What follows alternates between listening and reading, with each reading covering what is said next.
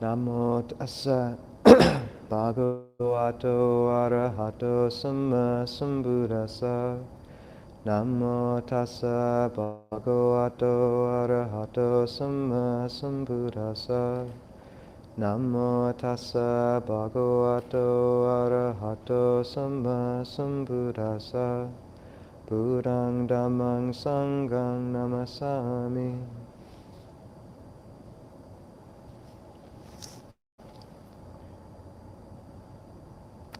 So, some of you might know that I believe it was yesterday that Thich Nhat Hanh passed. So, Beth kindly brought a portrait of him to remember. And initially, I had wanted to speak a bit on the 7 Enlightenment Factors, or the Bojjhanga, which are a list of the bright factors of the mind that the Buddha pointed out. And they're sort of the quintessential aspects that he pointed to for us to raise up and cultivate in our meditation. The 4th foundation of mindfulness, which is mindfulness of Dhamma categories, basically the encouragement to overlay the Dhamma teachings onto our experience. So the first 3 foundations of mindfulness, mindfulness of body, mindfulness of feelings, mindfulness of mind, involve contemplating each of those realms of experience in and of itself.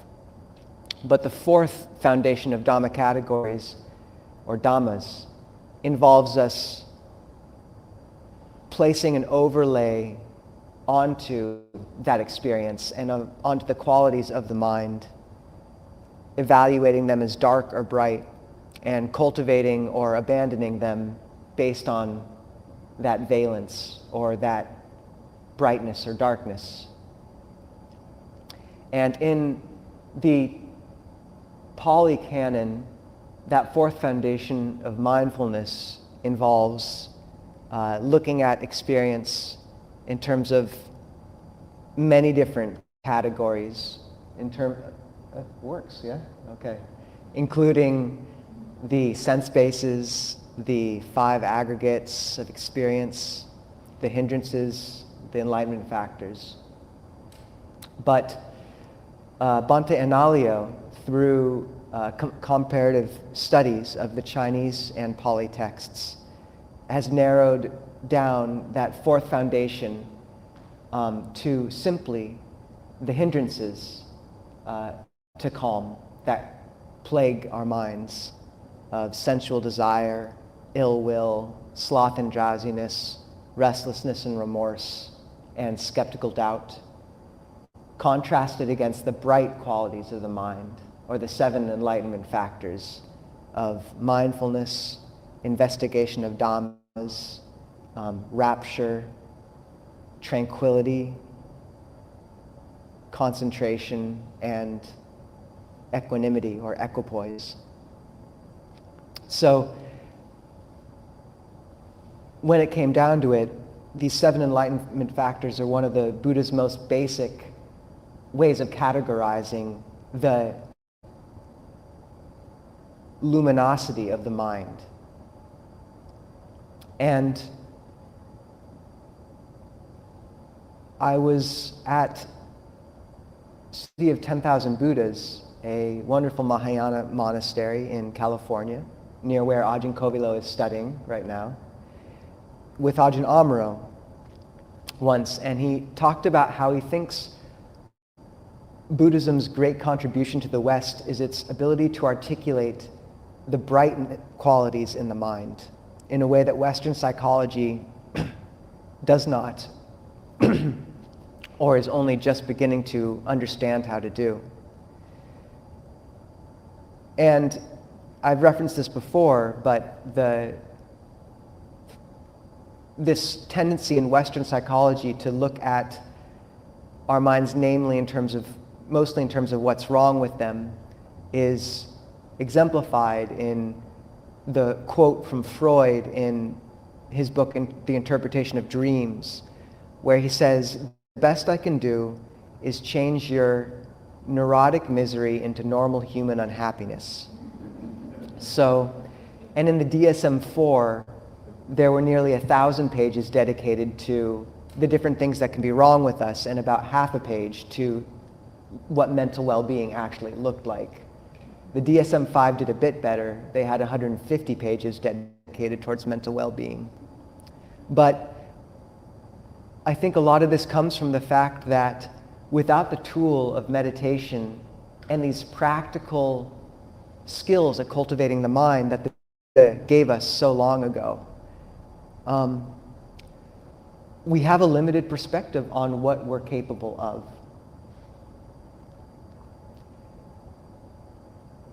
And one of the most significant moments on the path, I think, is really meeting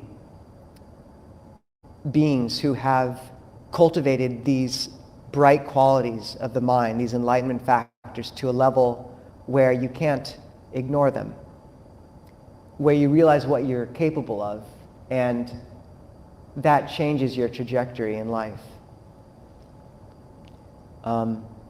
Paul Breiter, one of the first disciples of Ajahn Chah, said that the first time he met Ajahn Chah seemed like, I think he said, a big frog on a lily pad, utterly happy. So I think that's something what we're aiming for, maybe. And Thich Nhat Hanh was someone who embodied this in a way that I think touched a huge number of people. We'll speak more about his life after this talk. Beth, who's here, spent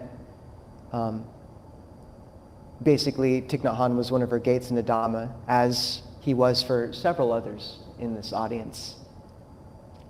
But for now, I wanted to focus on one part of Thich Nhat Hanh's teaching, which I found significant.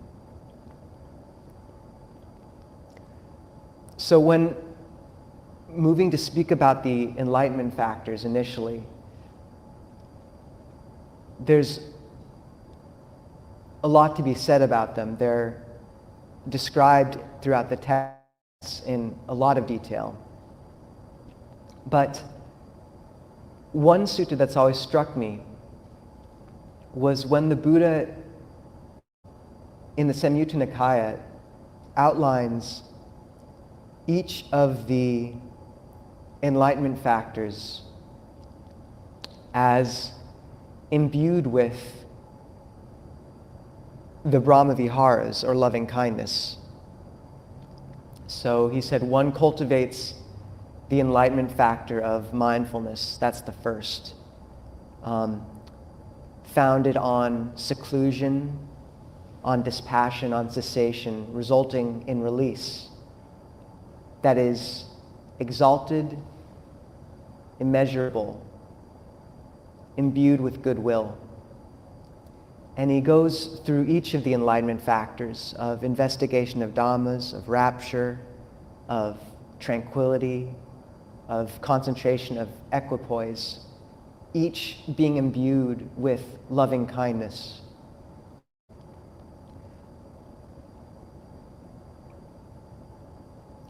And I think this is an important thing to look to, because in the West, this practice of meditation and mindfulness can become dry very easily. And we can live it and practice it out of our heads. And perhaps one of the useful paradigm changes is changing how we think about mindfulness practice to instead a practice of heartfulness. And I think this is what Ajahn Chah did. I mean, Thich Nhat Hanh as well, and Ajahn Chah, but really embodied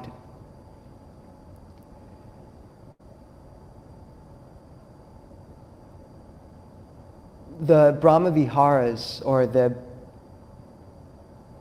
states of loving kindness, namely goodwill, compassion, sympathetic joy, and equipoise or equanimity, are not just objects of meditation, but directions of intention. And this is a distinction I first stumbled across in a book on centering prayer by Thomas Keating. In a famous Christian mystical text called the Cloud of Unknowing, the goal of the Christian contemplative path is stated as cultivating in oneself a naked intent towards God. And our language in Buddhism is different than this.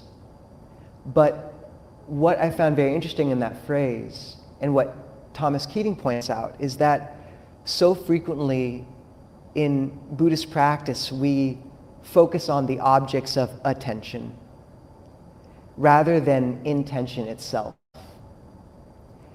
And there's something very meaningful in that distinction, because when we place attention on an object, which is the traditional way we look at mindfulness, you're mindful of the breath, you're mindful of this. It involves a splitting of awareness at its most basic. You have awareness, and then you have the object that you're being aware of. And there's a place for this. It's useful to be able to direct attention and hold different objects up in awareness and stabilize on them.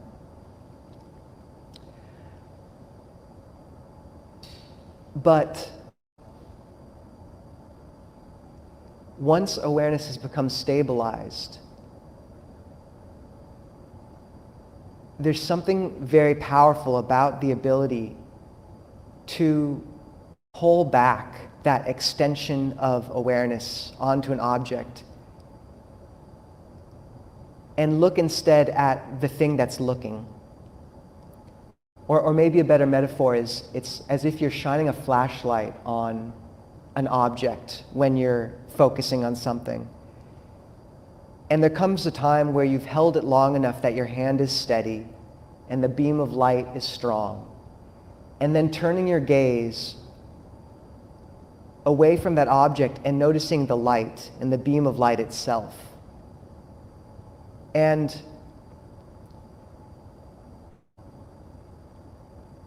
this idea of intention, I think it can be useful to raise to mind, is that after we've maybe, say in the guided meditation that we began this whole session with, after one's brought to mind that act of goodness or of giving or of care, and gotten that warm glow of loving kindness going, then the ability to drop that object or that image and stop even conceptualizing the feeling of loving kindness itself as an object, and instead just realize that awareness itself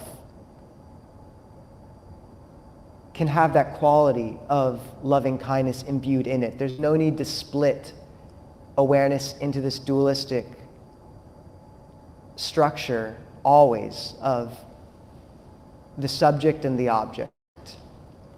It can just be the intention of loving kindness.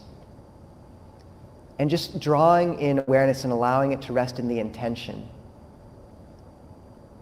And the motion of the heart that entails is something I think one just has to get used to. But a lot of it comes down to simply dropping the object and looking to the flavor of awareness. And this is the power of loving kindness practice in the Brahma Viharas, is they can very easily become intention, because that's really what they are, is they can be intimately intermingled with awareness itself. So this is the importance of watching when our practice of mindfulness begins to get dry or narrowed or tight, and just bringing a smile to that awareness. One metaphor is that awareness is like light, and the warmth of that sunlight is the metta, and they're one and the same, or they're at least they're related. And this is also why when people try to keep mindfulness through the day on an object like the breath or a mantra, it can be useful, but when one has a lot going on, there can be a sense of constant effort and unhealthy effort, and of splitting awareness, and the sense of sort of fracturing one's attention between, say, the conversation and the breath, which is actually a good practice in a sense. If when one is speaking, one can keep 20% of one's awareness with the body, or whenever you stop speaking and listen, if you can bring your awareness back to the body, it's a good practice. But the beauty of the boundless abodes of the Brahma Viharas is that they're a very robust ground for mindfulness through the day. If you go into the day intending to maintain this intention of loving kindness, it can withstand a lot more turbulence than a simple object like the breath sometimes can. And I think that has to do with the fact that it feels a bit less like walking a tightrope and more like these Brahma Viharas are providing this robust and solid ground on which the rest of the day can manifest. And I think this has to do partially with the fact that these Brahma Viharas of loving kindness, of compassion, of sympathetic joy, of equipoise, are intentions as well as objects. So there's no need to always be splitting your attention between the object of your activity and the object of your mindfulness. If you begin to imbue your awareness with loving kindness more and more, then the act of loving kindness and the act of whatever you're doing are one and the same. The conversation is just something you're doing out of love. And if you can keep that warm glow as part of your intention of care, then it can hold a great deal of difficulty and turbulence and impact.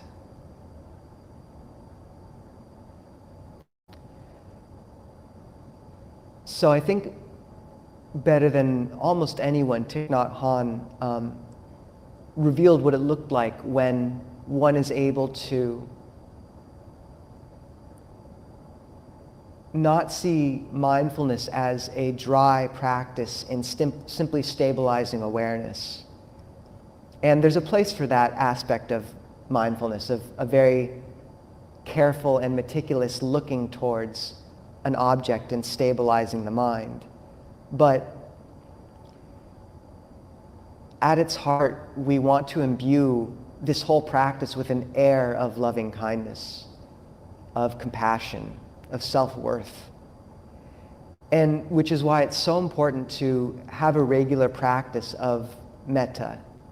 And not just of metta, but of raising up these other bright qualities in the heart of rejoicing. The one we led this meditation with of recollection of one's giving is called dhananusati, recollecting what one is given.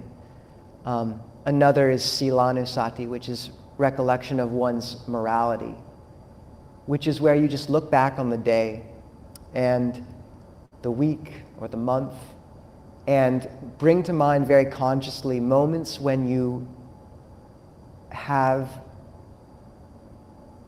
despite it being difficult, done what you think was, what you know was worthy of you. And it's morality in the Buddhist sense isn't taken on as an admonition from a higher power or a puritanical set of rules.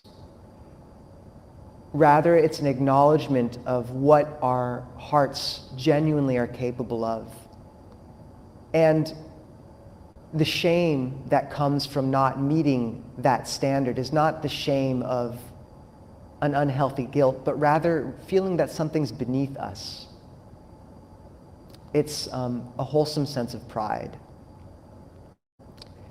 So it's not selfish or self-aggrandizing to bring to mind the goodness that one does or the morality one keeps. If one has kept even the 5 precepts, then the Buddha spoke about conceptualizing these as great gifts to all beings, because you're giving beings freedom from fear.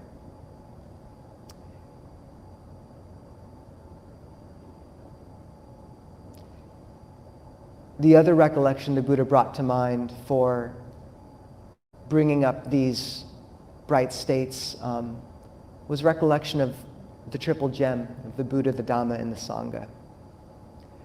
So if one can lead into meditation with these very active but brightening recollections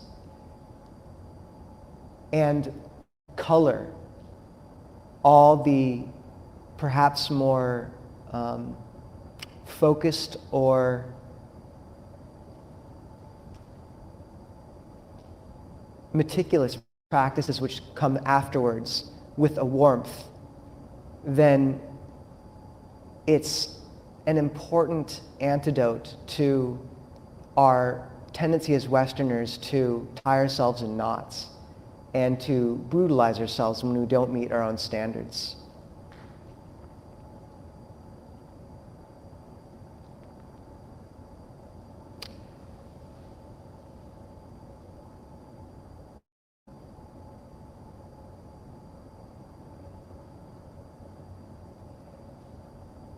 And instead of going into the 7 Enlightenment Factors at all today, I think,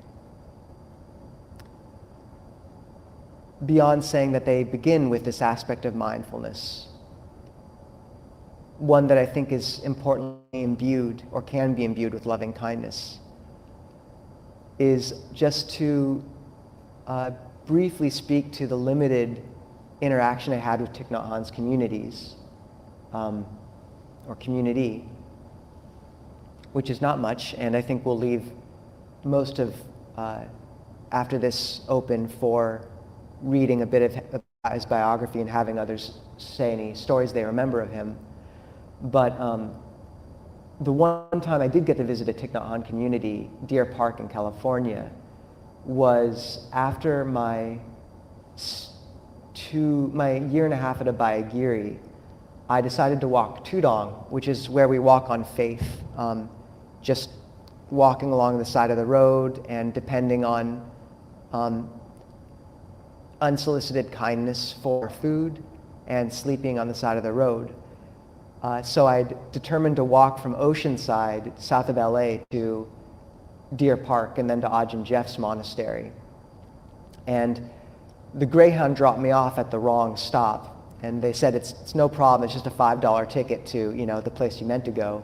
But I don't use money, so it was a 2-day walk. But just what happened on those 2 days of walking was amazing. I got off the bus at the wrong place, because they made me. And I had 15 minutes left before I was cut off from eating for the day, because we have to cease eating at midday.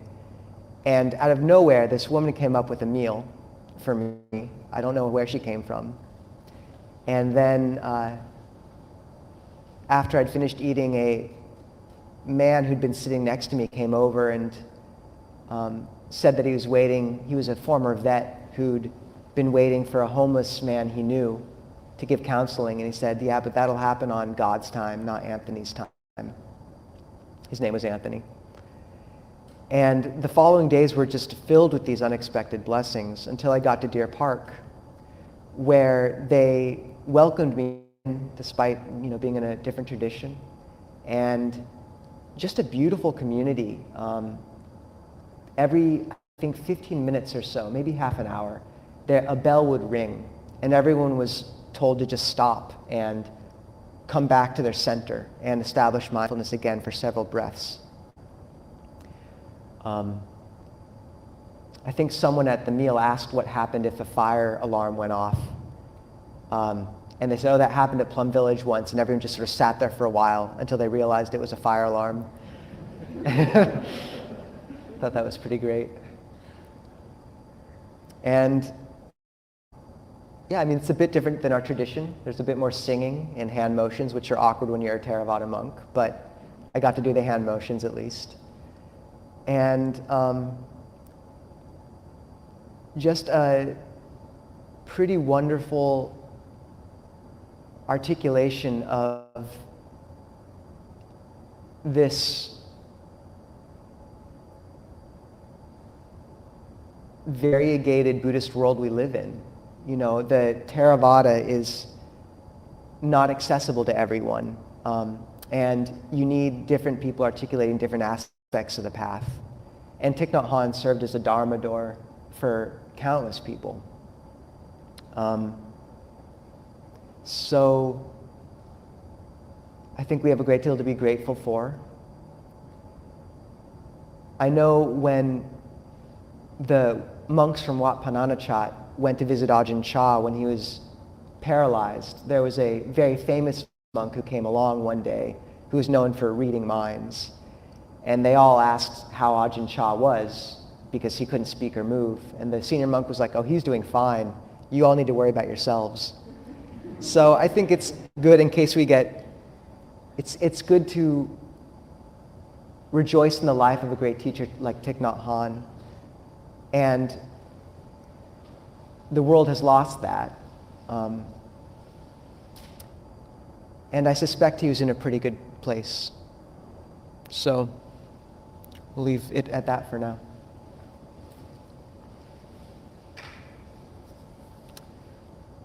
So I think, Beth, would you be willing to read his biography and maybe speak about any of your experiences with Thich Nhat Hanh?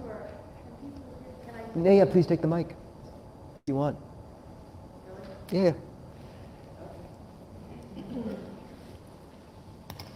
Oh no, she can actually, if you want to, the live stream will be good to have you, so I'll just move my seat.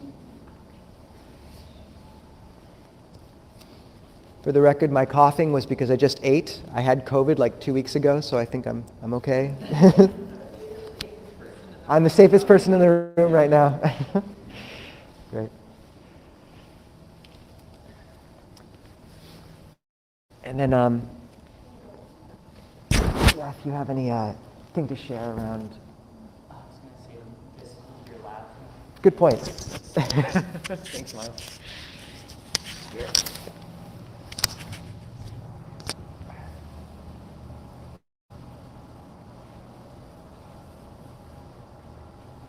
And if others have experiences with Thich Nhat Hanh's communities, then maybe it'd be good to hear about those as well.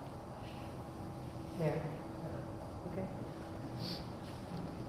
I'm going to try to get through this without crying. I met Thai. Oh yes. Oh. Putting that on. Okay. Somewhere. Like that? Okay. Thai's community was the first Buddhist community I sat with in 1995. And I was in a very, very dark place. And a friend was sitting with them, and I went. It was in the Catholic Workers' House on Capitol Hill. It's this little dark room. And there were people sitting in the dark facing the wall, because that's more a Zen tradition. And it was the first time in many weeks where I felt a little bit of peace. And I felt this incredible kindness there. even though no one was talking. It was just this beautiful silence, this darkness and this silence, and this friendliness. And so I kept going back. And there was a teacher who had been trained by Thai. And I sat with them for about 6 years. And yes, there are a lot of bells. On retreat, you're encouraged to make eye contact. You're encouraged to smile at each other. When we did walking meditation, we held hands.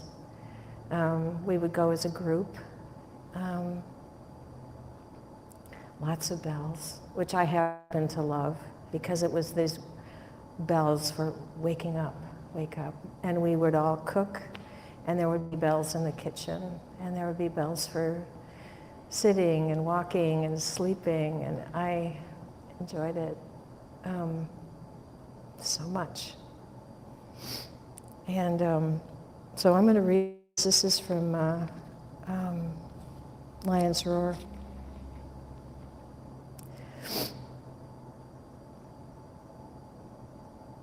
He ordained when he was 16. And following a stroke that he had in 2014, he'd expressed a desire to return to his homeland. In October 2018, he moved back to his home temple. And there he spent the rest of his life with his disciples and students. He was affectionately referred to as Thai, which means teacher, by his students, who'd often been referred to as the father of mindfulness. In his 95 years, he made a global impact as a teacher, author, activist, and the founder of the Engaged Buddhist movement. His simple yet deeply profound teachings led countless people toward a life of mindfulness, joy, and peace. He had a brain hemorrhage in 2014 and spent 4.5 months at a stroke rehab center at Bordeaux. He returned to Plum Village in France, where his health made remarkable progress. He was able to enjoy being out in nature, enjoying the blossoms, listening to the birds, and resting at the foot of a tree.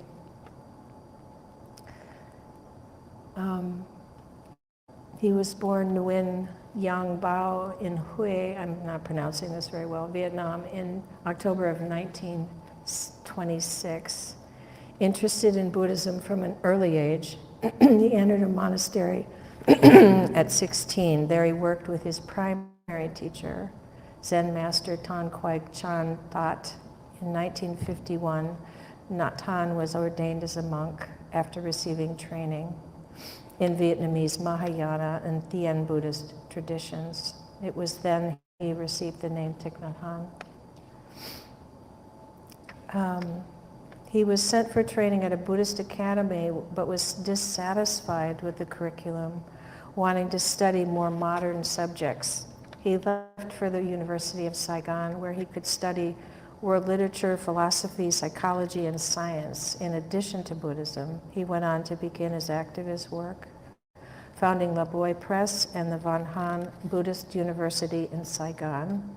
He also founded the School of Youth for Social Service, a neutral core of Buddhist peace workers who established schools, built healthcare clinics, and rebuilt villages and rural areas. He accepted a fellowship to study comparative religion at Princeton in 1960 and was subsequently appointed a lecturer in Buddhism at Columbia. He had become fluent in English, Japanese, Chinese, Sanskrit, Pali, and English.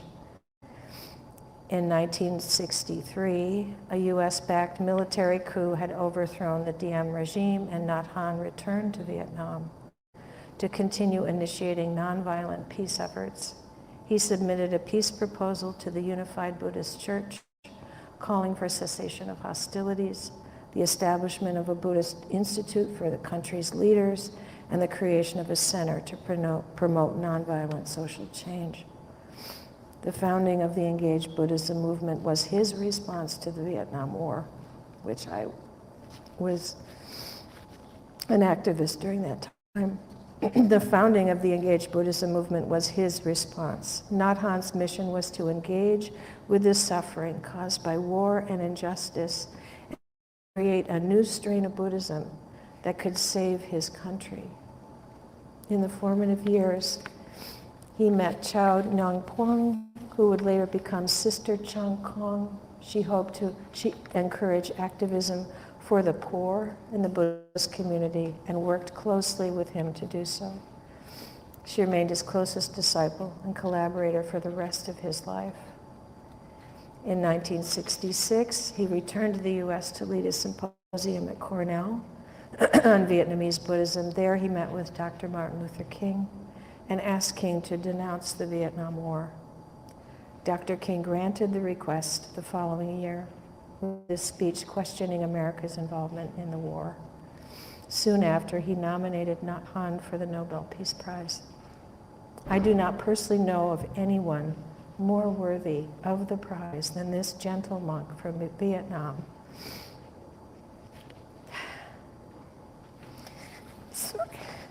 His ideas for peace, if applied, would build a monument to ecumenism, to world brotherhood, to humanity, he wrote. In the June of that year, he presented a peace proposal in Washington urging Americans to stop bombing Vietnam, emphasizing that he and his followers followed neither side in the war and wanted only peace. In response, Nhat Hanh was exiled from Vietnam. Thank you. He was granted asylum in France, where he became chair of the Vietnamese Buddhist peace delegation. He was the head of the Order of Interbeing, a monastic and lay group that he founded in 1966. In 1969, he also founded the Unified Buddhist Church, and later in 75 formed the Sweet Potatoes Meditation Center, southeast of Paris, France. As the center grew, Nhat Hanh and Sister Chang Kong founded Plum Village, a Vihara monastery and Zen center, in 1982. In 87, he founded Parallax Press in California, which publishes his writings in English. He established Deer Park Monastery in Southern California, his first monastery in America, in 2000. Since then, many Dharma centers across the US, serving tens of thousands of lay students, have been established as part of the Order of Interbeing.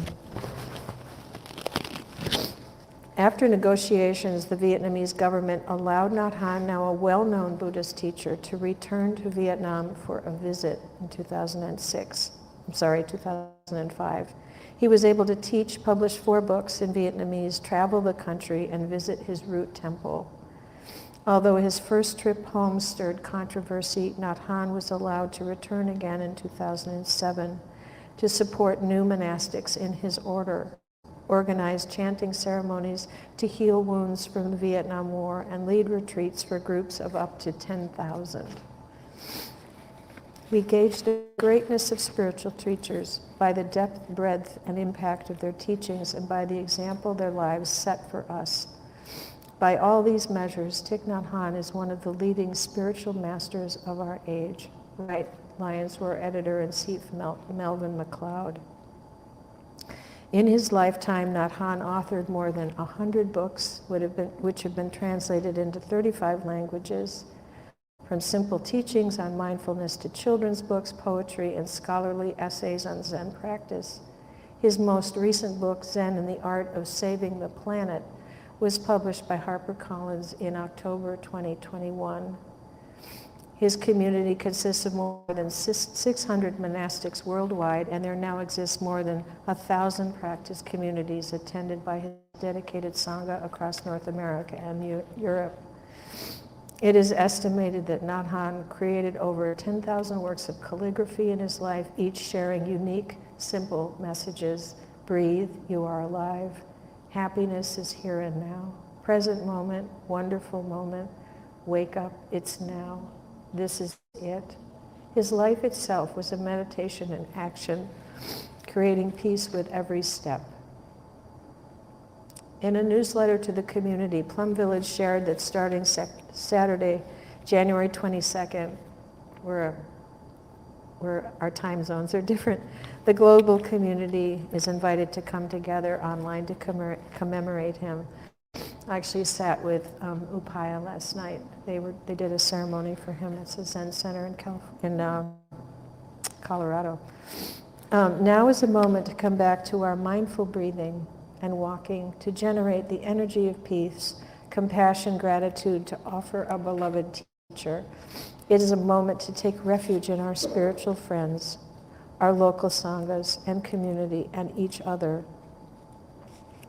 In his book, At Home in the World, Nhat Hanh addressed his inevitable death. He wrote, "This body of mine will disintegrate, but my actions will continue me.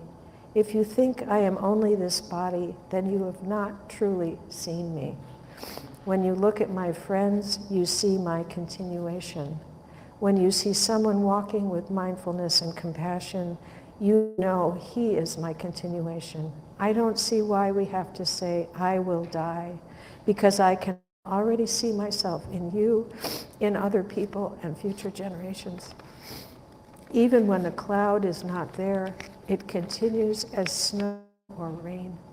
It is impossible for the cloud to die. It can become rain or ice, but it cannot become nothing. The cloud does not need to have a soul in order to continue.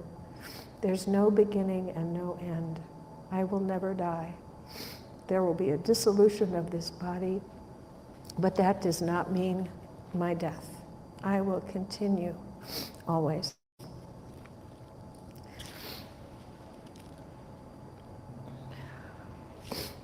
And I have one story to share from Jack Cornfield. Ty went to Spirit Rock. And if any of you have ever been there, it's this beautiful, big retreat center in California. And there's a huge Dharma hall that's kind of nestled in among the brown hills, California hills.